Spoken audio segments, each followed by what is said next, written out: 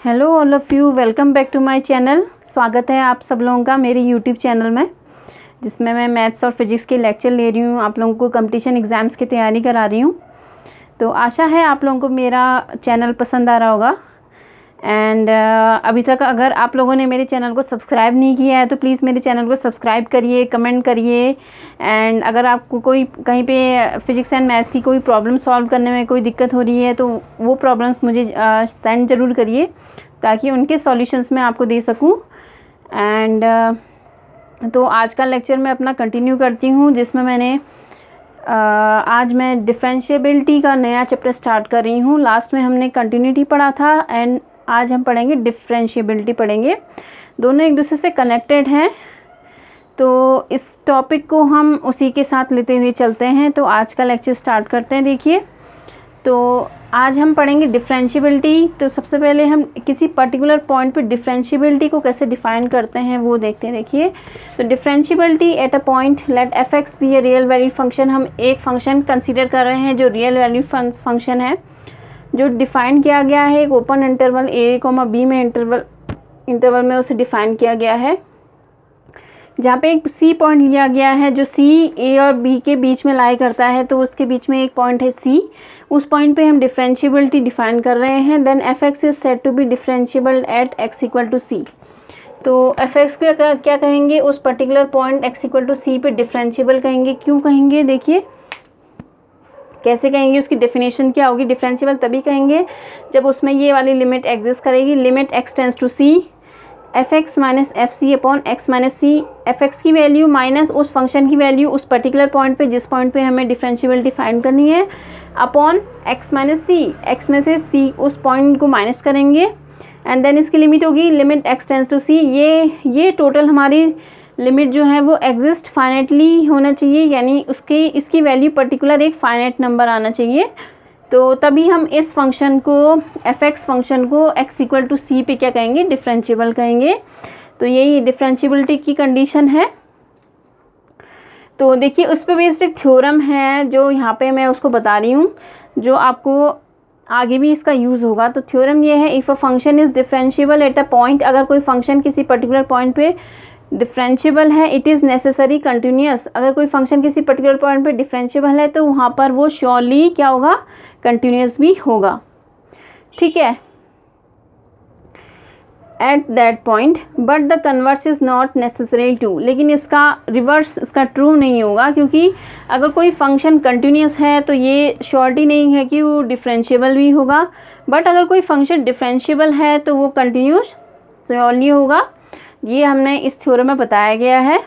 और इसको हम दूसरे टर्म्स में भी लिख सकते हैं। अगर कोई एफ एक्स कोई फंक्शन है वो डिफरेंशिएबल है eight x equal to C पे, वो डिफरेंशिएबल है तो एफ एक्स कंटिन्यूस भी होगा, x equal to c point पे वो कंटिन्यूस भी होगा। अगर वो डिफरेंशिएबल है तो वो कंटिन्यूस भी होगा, बट वो कंटिन्यूस है तो उसकी डिफरेंशिएबिलिटी की श्योरिटी नहीं है। ये पॉइंट आपको ध्यान में रखना है।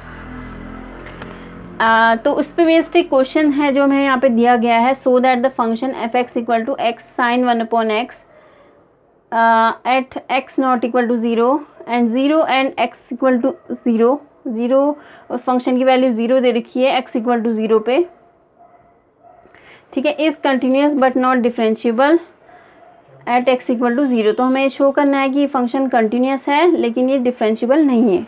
ठीक है, तो कंटिन्यूटी की कंडीशंस क्या होती हैं, उसको कंटिन्यूस कैसे प्रूफ करते हैं, ये हम अभी तक अगर आप लोगों ने मेरा लेक्चर कंटिन्यूटी का नहीं देखा है तो उसे आप देखिएगा, क्योंकि मैं यहाँ पे उसका सीधे यूज़ कर रही हूँ कि कैसे उसको कंटिन्यूस प्रूफ करेंगे। तो अगर आप लोगों ने नहीं दिखा है तो उस लेक्चर को देखिए पहले। देखिए, कंटिन्यूटी डिफाइन हम यहाँ पे करेंगे, प्रूफ कैसे वो कंटिन्यूस है। तो लिखा है for continuity at x equal to zero. अगर एक्स इक्वल टू ज़ीरो पे फंक्शन की कंटिन्यूटी हम डिफाइन करें तो सबसे पहले हम क्या लेते हैं, left hand limit x tends to zero. हमें ज़ीरो पॉइंट पे पूछा गया है तो zero minus f x is equal to limit s tends to zero f zero minus h. ठीक है, तो इस फंक्शन को एक्स को किससे रिप्लेस करेंगे, ज़ीरो माइनस एच से रिप्लेस करेंगे। मान लो यहाँ पे वन पूछा जाता है तो इसको लिखते हैं हम वन माइनस एच। ठीक है, तो limit s tends to zero f of minus h हो जाएगा। तो यहाँ पे हमें जहाँ पे भी x दिया होगा उसको हम माइनस एच से रिप्लेस करेंगे, limit s tends to zero x की जगह माइनस एच साइन 1/-h, ठीक है। तो limit s tends to 0 h sine 1/h यहाँ पे ये आ गया, क्योंकि माइनस माइनस कैंसिल हो गए, sine minus x minus sine x होता है, एंड देन ये माइनस तो ये प्लस हो गया h साइन 1/h। देन अगर हम इसकी h की जगह 0 पुट करेंगे तो 0 मल्टीप्लाई बाई, अब ये हो जाएगा, अगर हम h की जगह यहाँ पे 0 पुट करेंगे तो ये हो जाएगा साइन इन्फाइनाइट। तो इसकी वैल्यू क्या होती है, -1 और 1 के बीच में ऑसिलेट करती है। Sine limit s tends to 0 sine 1/h, तो इसकी वैल्यू -1 और 1 के बीच में ऑसिलेट करती है। तो ये आपको ध्यान में रखना है यहाँ पर। तो 0 को किसी भी नंबर से मल्टीप्लाई करेंगे तो 0 ही आएगा, तो हमारा रिजल्ट भी क्या आएगा, 0, ठीक है। उसी तरह देखिए RHL at x equal to 0, right hand limit की बात करेंगे तो limit s tends to 0 plus fx equal to limit s tends to 0 f0 plus h, ठीक है। तो हम यहाँ पे x को किससे रिप्लेस करेंगे, 0 प्लस h से रिप्लेस करेंगे। फिर नीचे देखिए हम x की जगह h रखेंगे तो ये हो जाएगा limit s tends to 0 h sine 1/h। तो हमने सिमिलरली इसकी जगह क्या करेंगे, h की जगह 0 पुट करेंगे, यहाँ पे भी 0 पुट करेंगे, तो यही होगा similarly 0 multiply by oscillating number between -1 and 1, ये हो जाएगा, ठीक है। तो ये हो जाएगा लास्ट में। आप देखिए ये इसकी वैल्यू भी क्योंकि 0 आई, तो हमारा लेफ्ट हैंड लिमिट और राइट हैंड लिमिट दोनों 0 आई हैं। तो देखिए दोनों लिमिट 0 आई और इस फंक्शन की वैल्यू x इक्वल टू 0 पे भी क्या है, 0 है। तो देखिए तीनों की वैल्यू सेम है, तो limit x tends to 0 minus fx is equal to limit x tends to 0 plus fx equal to f0। तीनों की वैल्यू सेम है, इसलिए हमारा फंक्शन fx जो गिवन है वो क्या होगा, कंटिन्यूस होगा। ये यहाँ से प्रूफ हो गया। बट हमें इसके आगे देखना है कि पूछा गया है differential is not differentiable at x equal to 0। अब हम देखते हैं इसकी डिफरेंशिएबिलिटी कैसे चेक करते हैं। जस्ट हमें लिमिट की जगह ये वाला फॉर्मूला पुट करना होगा, जैसे हमने यहाँ पे लिमिट fx रखा है। तो हम देखेंगे राइट हैंड लिमिट और लेफ्ट हैंड लिमिट कैसे इक्वल आते हैं या नहीं इक्वल आएंगे तो नॉट डिफरेंशिएबल, इक्वल आएंगे तो डिफरेंशिएबल। तो इसको देखते हैं, देखिए आगे।